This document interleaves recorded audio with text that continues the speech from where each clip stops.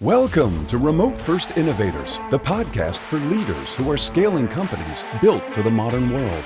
We sit down with founders and experts in distributed work to explore how they've broken down barriers and solved the real-world challenges of growing and running remote teams. Each episode dives into practical strategies for onboarding, IT, security, compliance, and everything it takes to build a thriving distributed business.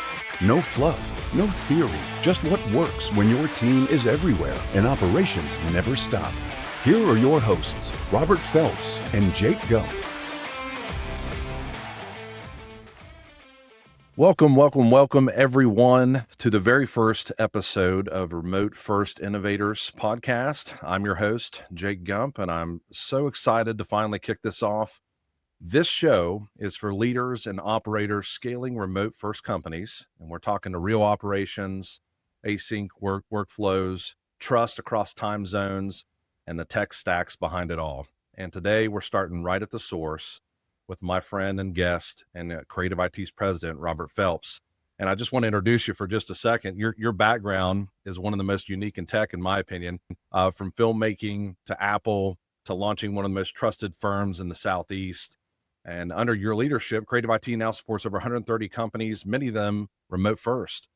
You're a strategic thinker and a builder and someone who's always been ahead of the curve. And Robert, I appreciate you taking the time to spend time with me and allow me to do this podcast on behalf of our listeners. And yeah, man, let's kick it off. That's awesome. Thanks, Jake. I'm excited to kick off this podcast and have some amazing guests and share just, how the new age of remote workforce is going to lead us, into 2026 and beyond. And, let's just start right there. Why are we doing this podcast? Well, I think you and I have talked a lot. Remote first companies have such a struggle doing some simple things that are taken for granted when companies are in office. And now with the mandates to bring and force people back into the office, we want to try to break through some of those challenges, bring on leaders and experts who have broken down those walls and solved those problems so we can really prove to people that working in a remote first environment can actually be better, more productive, more efficient than forcing people back into the office. So we really are excited. I know you are, and I am, to have a bunch of really awesome people on this podcast and really find out from them, how are they solving today's challenges? And I want to start as well by saying that I think the motivation from my standpoint was the Running Remote conference that we went to this year, where we got to see really the energy behind the remote market and remote first businesses. And it was really eye-opening to me. And I think that it was exciting to see all the partners, all of the people, and just all of the tools around remote work. That really got me interested and really excited about how we're going to, do this podcast and share all these tips and tricks that we're learning, even with our clients that we already have, and we see some of their challenges day in and day out. But why 2025? Why now? Pandemic changed work for most of our clients. I would say before the pandemic, 99% of our clients were in office. They would have a hybrid setup when an employee needed it, but most of the time they were dictated to be in the office. And pandemic hit, and overnight they were forced out of that. And it really caused these companies to stretch outside their comfort zone. And they came to us. When we work with clients, we provide such a range of services and such a range of consulting that they relied on us to solve some of those problems. And it was really cool to work with them and find unique ways to solve the challenges, a lot of them that didn't exist at the time. Now we've found that to be our home. When we work with clients and you meet with them all the time, Jake, right? You talk to people every week, and the challenges they have, we already have solutions for because we've solved them a dozen times. And it's really cool to have gone from being forced into the unknown with all of our clients and trying to find unique ways to solve those problems. So why 2025? We've matured our solutions to a point where they are repeatable and predictable. So when you mentioned running remote, when we wore our pink PJ pants and suit tie. We were dressed from here on out in a suit and waist out in pink unicorn pajama pants. People recognized us on the street. So the really cool thing is that this is a huge community of remote first organizations and remote first leaders, but it's a silent community, meaning that we know each other. So our goal is to help grow that and allow that to expand past the people that we know already and the people that we're interviewing know already. So 2025, the reason is we're ready to kind of take the training wheels off and provide the solutions that we've been providing to hundreds of clients already and bring those solutions to a larger market.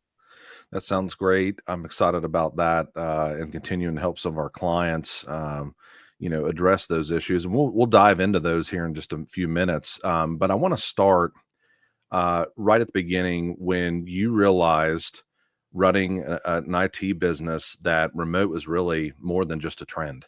At what point would you say that it kind of hit you in the face that, wow, these companies are, not only are they going remote, obviously the pandemic, but there's some real issues around here that they need help with.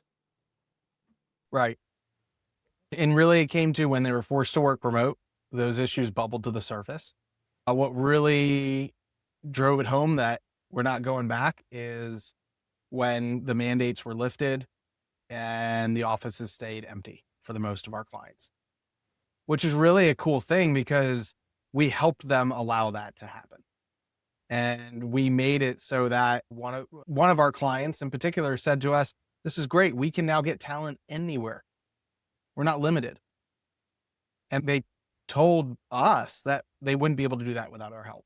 So it's really cool to be able to help these organizations grow and scale beyond a geographical location. Now, do you remember, so you were kind of talking about some of the clients. Can you remember a specific time when you had one of your clients struggling and what did you do to help them turn around and address some of those immediate concerns that they were having as soon as they went remote? So one of the biggest concerns was, how do we access our systems, processes, data? A lot of our clients had physical servers, physical, setups for a lot of their systems, and we were able to move them very rapidly to fully cloud so that they could scale and work from everywhere. And another big issue that our clients had was just outreach to their employees across the country, across the globe, of supporting them, getting hardware to them, more importantly, getting the hardware back from them when they left the organization. And those were all problems that we decided to take that torch and run with. That sounds great. I think that when I talk to owners and operations every day, I hear the struggles of, how do I get this machine to this individual? How do I, more importantly, the shocking things that we revealed at Running Remote about getting the machines back from individuals. Also securing data in 2025. This is not what most people think of 2020.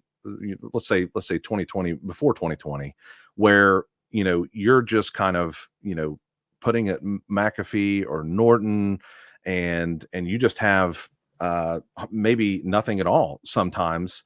And I think that's kind of a common misconception that not only do you need to secure your organization's computer, but anybody else that is working in conjunction with you. Can you think of anything specific in regards to how we can secure data in 2025 for remote companies? That's a good question. So most companies were nailed by the office, right? You put the security in the office, you put the firewalls, you put all those tools. But then when you leave that office, it's not as simple. And the funny thing is, a lot of compliance standards, we work with clients trying to meet compliance standards all the time, still haven't caught up. They're like, no, you need a firewall in every single person's home and every hotel they get. That's not realistic. But in reality, when you're talking about securing data, a lot of our clients have now moved to not only having remote employees, but leveraging, whether it's VAs, leveraging independent contractors or temporary positions, where they're giving access to their infrastructure, in most of the places cloud, to these people and sharing access directly with them.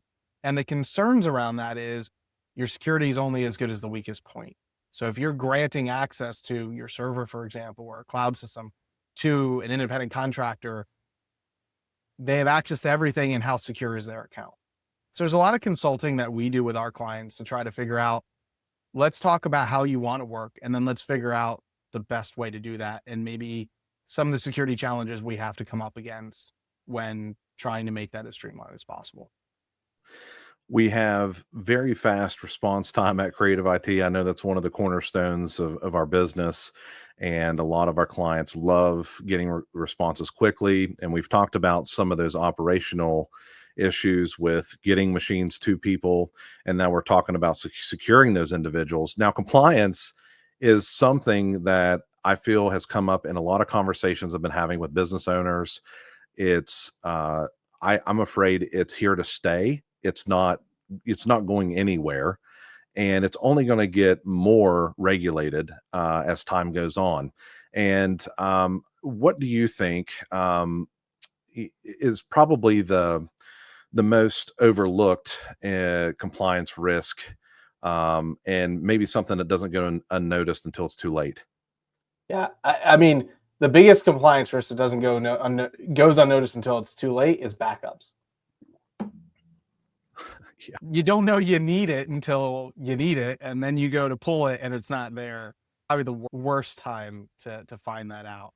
It's funny because we talk to a lot of businesses, and we talk to them about their disaster recovery, their risk, and part of that's backup. What do you do if the system were to go down?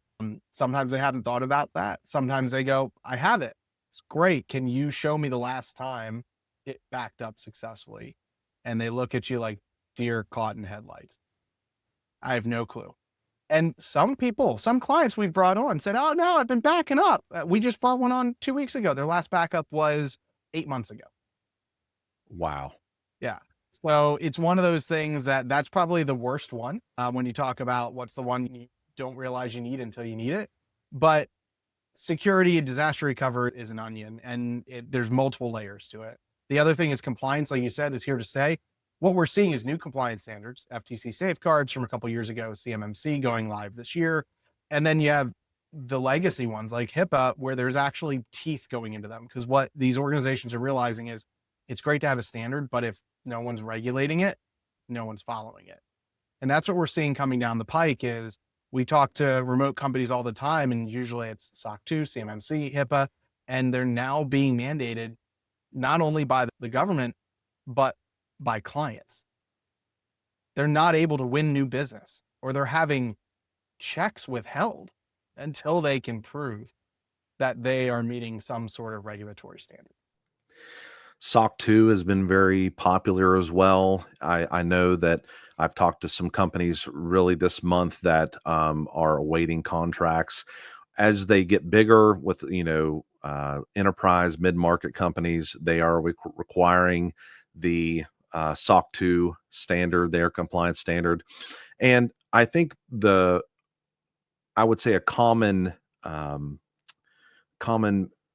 issue is they start looking at the controls, and then they realize I do some of that.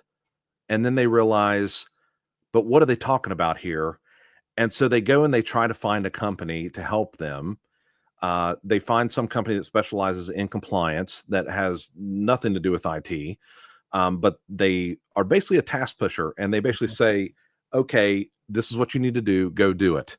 And I think we're up to several different companies now that are getting in relationships with these companies, and they're really kind of getting stuck trying to get their SOC 2 taken care of. We have a solution for that, and I'd like for you just to highlight what that is for people listening, because I think it's such a reoccurring issue that I've been hearing now.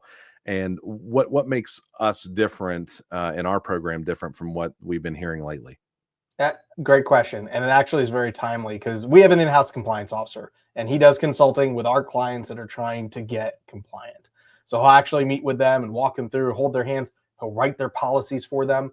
So it's actually cool. We have a client who just signed up for that program. They've been a client of ours for 2.5 years, but they decided to go with another program for compliance. They had them for 12 months. They got nowhere. They're trying to get CMMC compliant. They don't have a SPURS score yet, which if you're not familiar with CMMC, that's the score that you'll get when you start that program. 12 months they've had that program. They handed it over we had our first meeting with them. They handed it over to us, went through all their policies, and within an hour-long meeting, we were able to get them a SPURS score. We were able to actually help them understand what they needed. And they were trying to go through and make everything compliant. Well, if you're familiar with compliance at all, there's something called scoping. And scoping is where you determine where is the data live that needs to be secured. And then you limit what you're going to actually do based off of that scope, those items. They hadn't done that yet, so they were trying to make everything compliant. Once we explained the actual need of scoping and helped them scope it out, now they're realizing they didn't need to spend a bunch of money that they spent trying to make things compliant that are not in scope. So it's something that we are going to be able to streamline for this client, hold their hand, help them write the policies, meet the technical controls. It's something that we can actually get people from zero to compliance really quickly, rather than these other programs, which is what they'd signed up for previously, that gave them an Excel spreadsheet with all the controls and said, go. And a lot of compliance frameworks emphasize the documentation.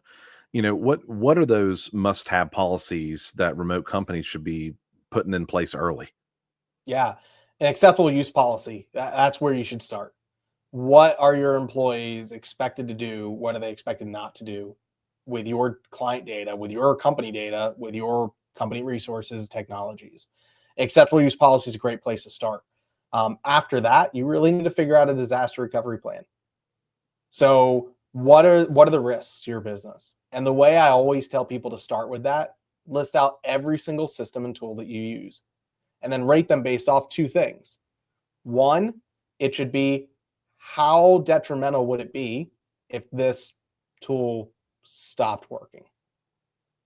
And two, what is the likelihood that would happen? The ones that come up as the most detrimental and the most likely to happen, that's where you start. You figure out what's your plan if that actually were to happen. And then you go down the list. So you leave the ones at the end that are either the least impactful. If it goes down, who cares? Or the least likely to happen, meaning you've got a partner that's really got things under control from a disaster recovery plan themselves. And incident response, I think when we have conversations with some leaders, they talk about, well, what do you mean by that? And so yeah, I think it's funny that a lot of people are just concerned about running their business and making money, right? And having a good incident response plan is very, very important. Can you just tell me just a couple, maybe just quick things on incident response and something that we help some of our clients get into place quickly? Yeah, I mean, you mentioned it. As a business owner, you should be concerned about running your business and making money, but risk stops both of those things from happening. It could even mean not only just not making money, but losing a lot of it quickly. So one of the biggest things is from incident response is having things monitored from a security standpoint constantly. Those clients that we have that don't know something's going on because they're not monitoring it, they may think they're secure. You don't know. It's like not having a lock on your front door, an alarm system. You don't know if someone's broken in until you come back and do an inventory of all your stuff. So big thing for incident response is just having the tools in place to provide the alerts if something goes wrong, but then having a team that also was monitoring those alerts and going through the ones that are just noise and the ones that are legitimate and taking action on those quickly. And there's a relationship between good IT hygiene and compliance readiness. We're talking about just the basics, multi-factor authentication. And for a lot of people don't even know what that is. They think it's just some alert that they get that's really annoying when it automatically gets turned on by some of the softwares that people use, patching or device management. And just, I think there's a common, theme of if you do the basics right, you're going to be setting yourself up for good compliance readiness. And is there anything else you can think of besides the MFA or the patching that they could do to kind of make themselves ready for compliance? I think it's hardening every door. If you think about, hey, this is where our sensitive data is, what are all the doors, the point of entries? One of the biggest things, you've been there with me, the amount of companies we talk to that are running remote that are suddenly required to do something like a SOC 2. And then all of a sudden they're like, wow, all of our workflows about having people use their personal computers that aren't secured, that aren't managed. Oh my gosh, we are willfully unprepared. And that's the thing is you got to figure out where all your points of entry are and close them off. Yeah, if you want people to use personal machines, great. But one of the things a lot of people don't realize, especially if using something like Dropbox, Google Drive, SharePoint, OneDrive, whatever it may be, that data still lives on that computer even after you've terminated that employee. And that's a huge risk when you're talking about personal devices. That's something that has been an eye-opener for some of our clients. We had a client acquire someone a year or two ago who their process was to work with medical facilities, download personal health information, upload it into a database, and work with it. Well, they were using all personal, non-secured computers, non-encrypted. That personal health information was living on those computers for a period of time. Wow. What do you think is the example here where that company is going to go from vulnerable to compliant? Like what's going to have to change? Well, compliance, what it's meant to do. So there are technical controls, having antivirus, having two-factor, some of the things you mentioned.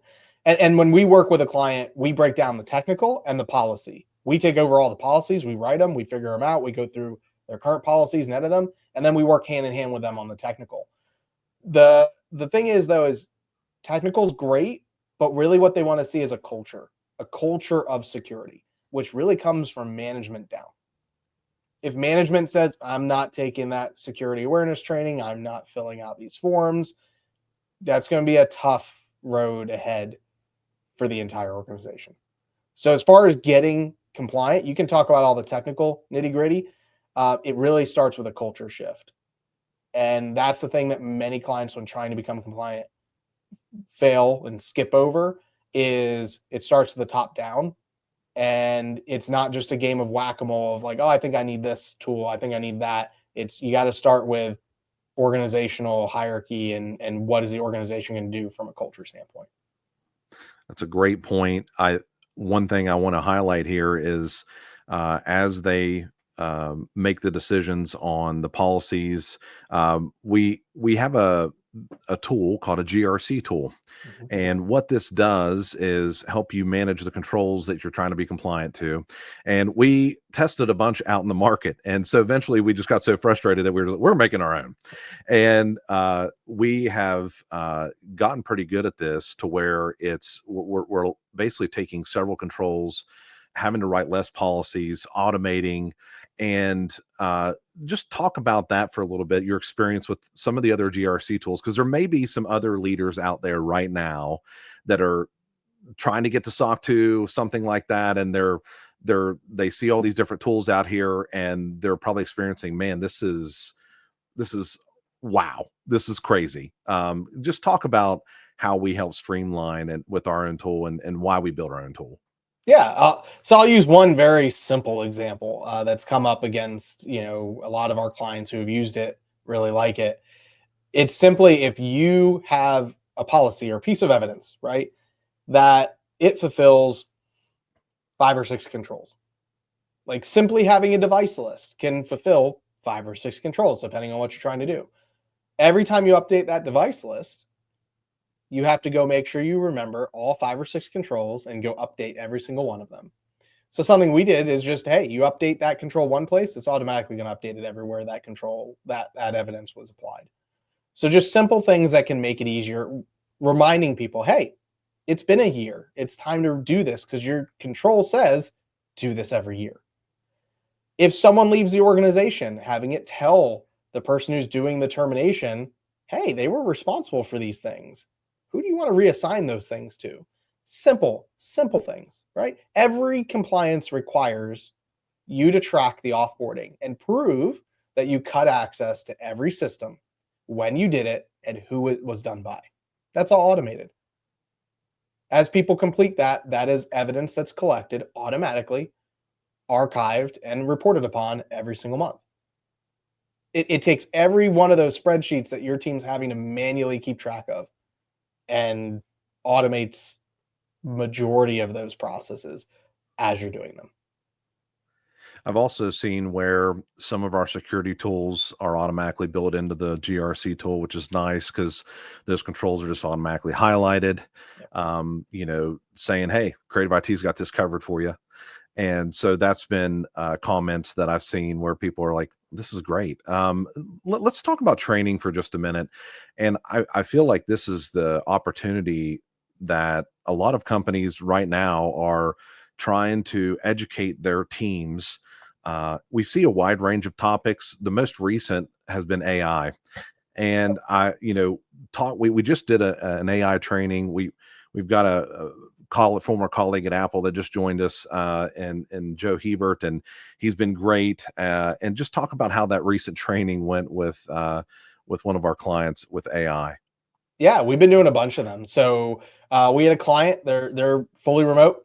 They do a conference every year. They bring everyone in, and it's about 85 people, and they want us to come and train them on AI. And so you can get general training. Hey, here's how AI works. It's great.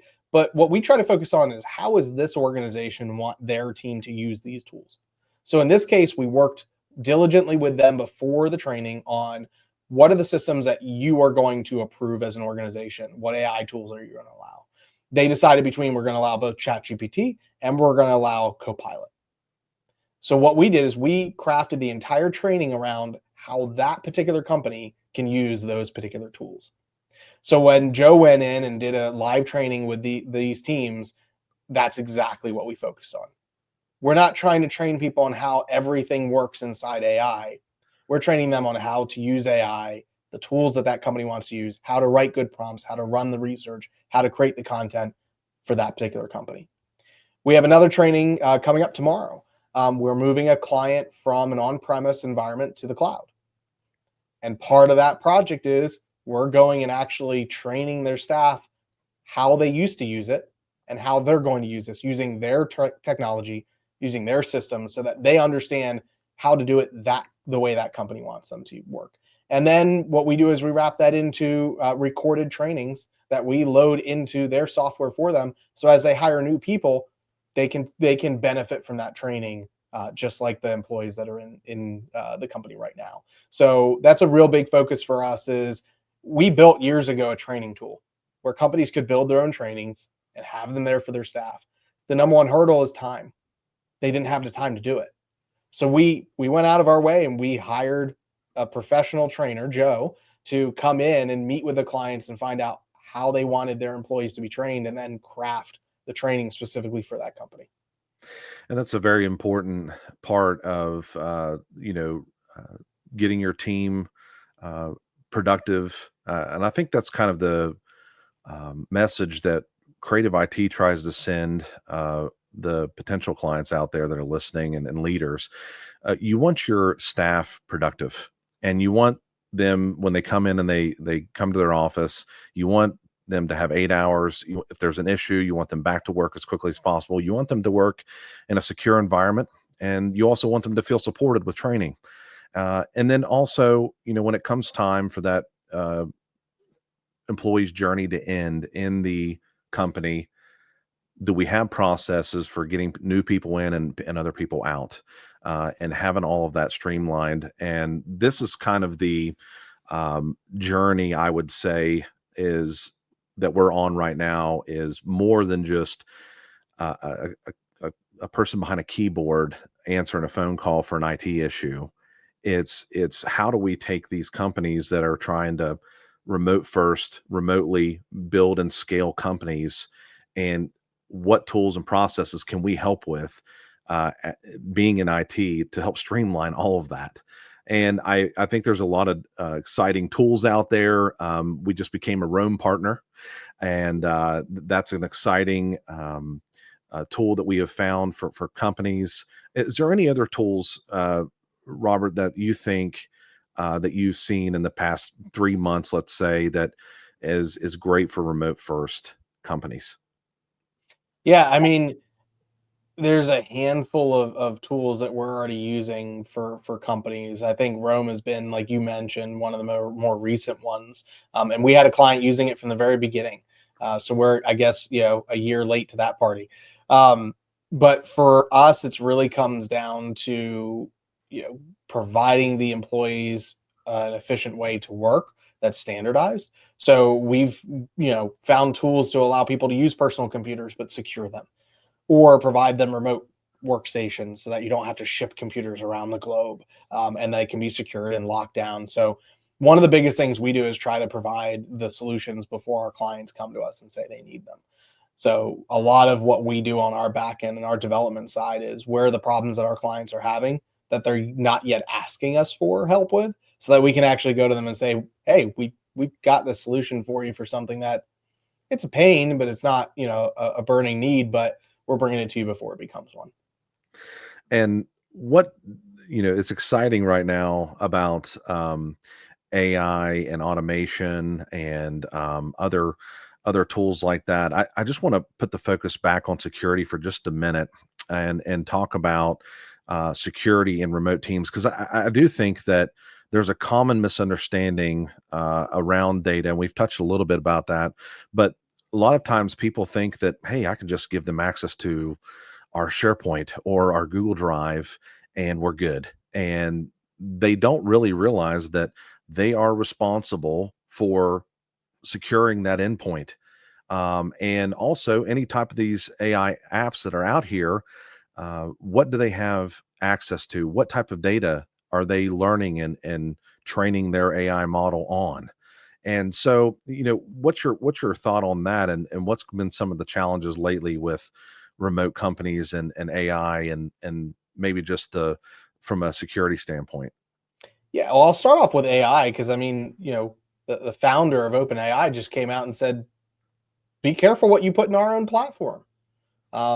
It's available. It will be used in court cases against you if needed." So, I mean, that should be an eye opener for most people. What we really try to stress to our clients is if you don't have an AI tool that you can verify the controls and the security of, meaning you have some sort of administration center to it.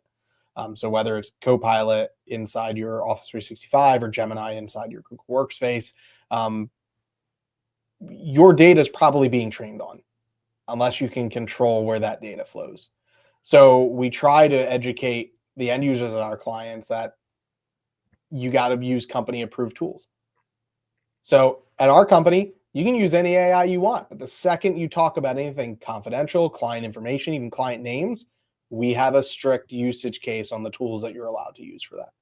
So it really comes down to, as an organization, A, understanding the risks, and then B, having guardrails up and limitations, and whether they're technical or whether they're policy, some process in place for your staff.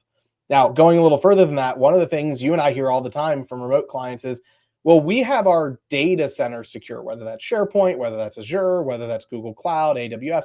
We have that secure, so we don't need to secure anything else. We're securing, the server itself, or that's Microsoft's problem or AWS's problem. Well, hate to be the bearer of that bad news. There's a shared services model agreement in every single one of your cloud providers.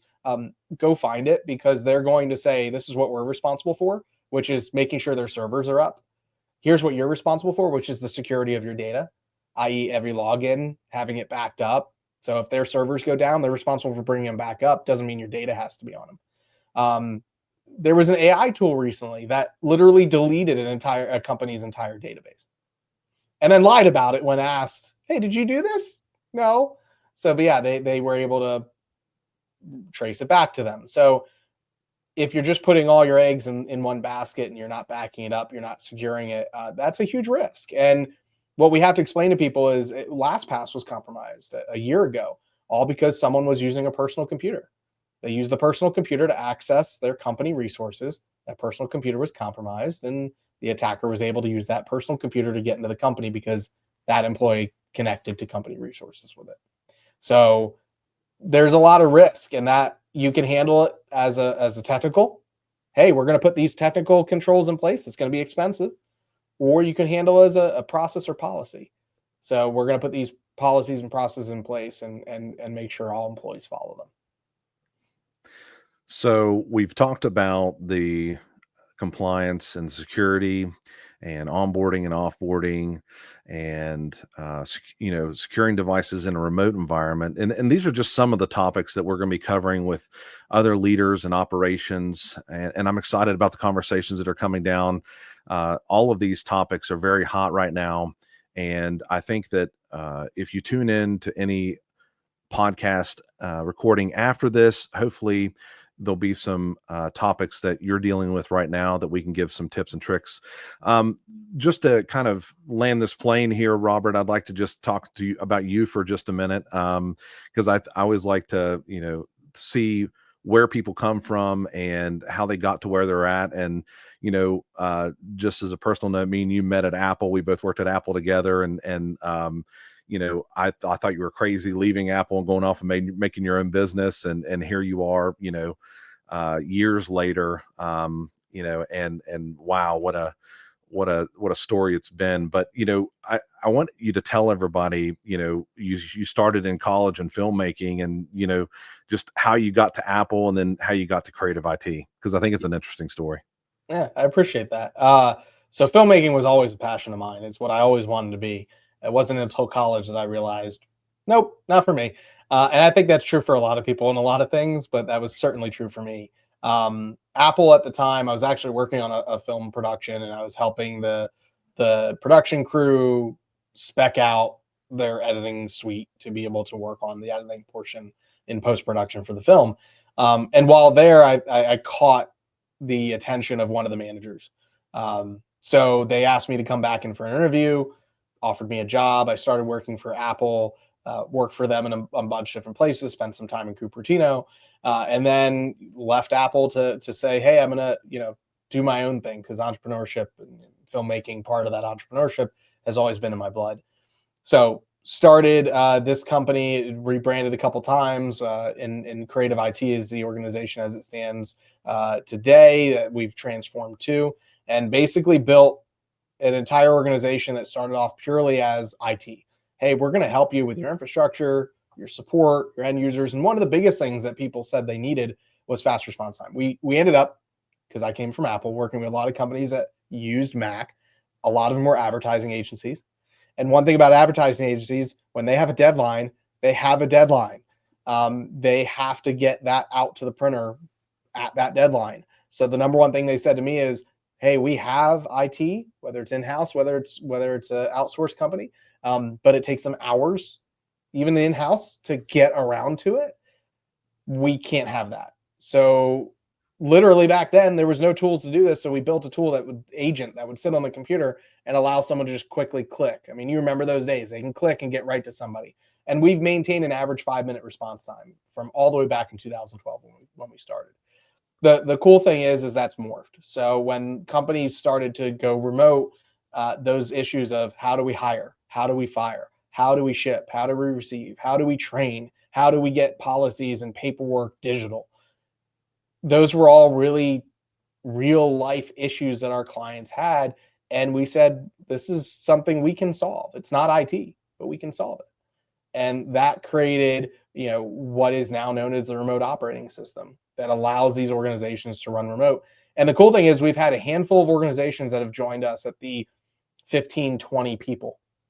And most of those organizations now are close to 100, if not over it.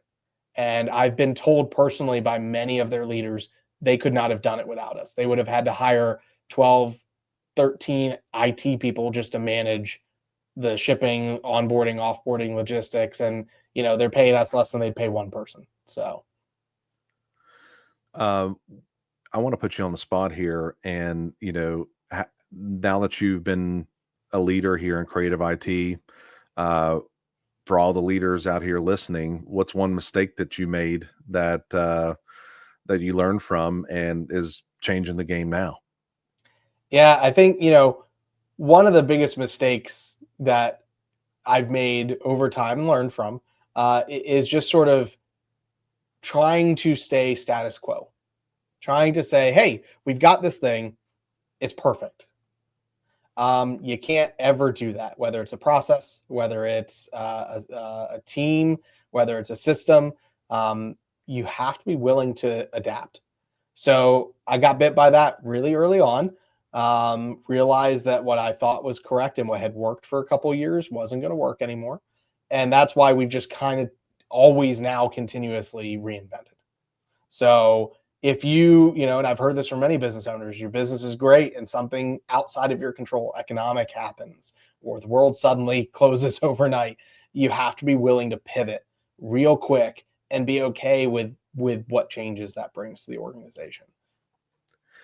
What's one thing now that you wish you would have known when you started creative IT? Don't wear so many hats. Shed them as quick as you can. Stop trying to do everything. There's a famous quote out there that basically goes something to the effect of, every hat you're wearing is actually money you're taking out of someone else's pocket. So hiring people, paying them, you're putting people to work. You got to stop wearing every hat. And that's true of most every remote team you and I talk to, right? There's someone, usually in operations, that's wearing like 12 hats. And bless them, but you got to stop wearing all the hats. And just, I like to talk to a lot of leaders and ask them, did you have any idea that when you were, let's say 5 or 6, that you would be running a company or leading a company right now? And was there ever anything in your childhood that was like, yep, that's probably what I want to be doing? I just like to, I think everybody would like to hear that. Entrepreneurship wise, yes. I thought that would be in like a filmmaking, like production director sort of thing. But I mean, I backed up. I was the youngest of 3. My sister's 9 years older. My brother's 5 years older. So I was kind of left to my own.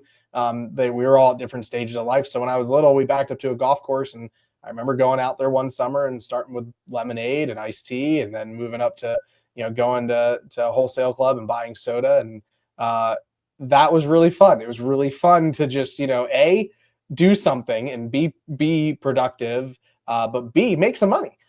So it was really cool when a foursome came up and this guy pulls out a wad of cash and is like, if you could break this $100, you can keep it. And I pulled out a bigger wad of cash and was like, yeah, all right. So his golfing buddies were cracking up at that. And I think he paid $100 for like 3 sodas. So yeah. No, that's profit. That's profit.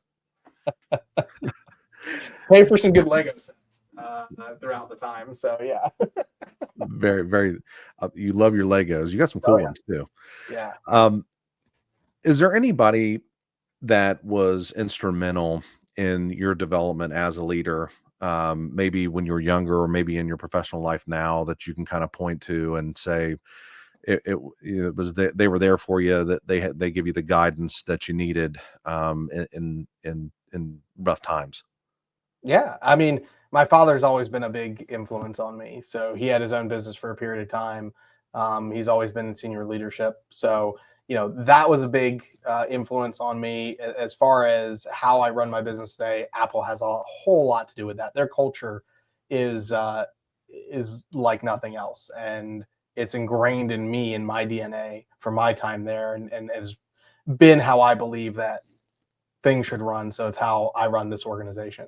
And it's all about the people. My job is to take care of my staff. They're going to take care of the clients, and the clients will hopefully take care of the business. And it just comes all circle. That's great. Now let everybody know you do have some things coming up. You mentioned the remote operating system that's in development right now, and I think you might have a book coming out eventually as well. Can you let the listeners know about those? Yeah. So the remote operating system, we're taking all of those tools that we've helped build for our clients, And our goal is to bring it to all remote businesses, all hybrid businesses, and allow them to really benefit from the streamlining efficiency around onboarding, around employee efficiency, around compliance, things of that nature. Along with that, working on a book right now. So hopefully, Q1 2026, have that out. And that's all going to be about running remote. It's all going to be about the challenges of running a remote first organization, all the ways that you can streamline those things, and some of the things that we've learned from working with organizations that are remote first throughout time. So our goal is that book to be done, and my goal is to publish that book in Q1 of next year, and to be able to bring that to people and have them benefit from some of the things that we've learned over the past couple of years. Looking forward to that. Robert, thanks for kicking this off with me. This show is going to feature a lot of mix of founders and operation leaders and IT leaders, hopefully, just folks doing remote right. And we're going to get into all the messy, fascinating parts of how they run. And if you're listening to this show and it hits something that you're working through, follow the podcast, connect with us on LinkedIn, stay tuned. We've got some incredible guests coming up, and I think this is just the beginning. And Robert, is there anything else you'd like to add before we wrap up? No, I'm excited for this journey. My hope is to be on these episodes with you and be able to interview just some awesome people and really learn how they're taking it to the next level. Thanks for listening to the Remote First Innovators podcast. I'm Jake Gump, and we'll see you on the next episode. Remote First Innovators podcast requires more than a conversation. It takes action, research, and collective wisdom. If today's episode resonated with you, we'd love to hear your insights. Join the conversation and help us shape the future together. We'll be back with more stories, strategies, and real-world solutions that are making a difference for everyone. In the meantime, be sure to subscribe, rate, write a review, and share it with someone you think would benefit from it too. Thanks for listening, and we'll see you on the next episode.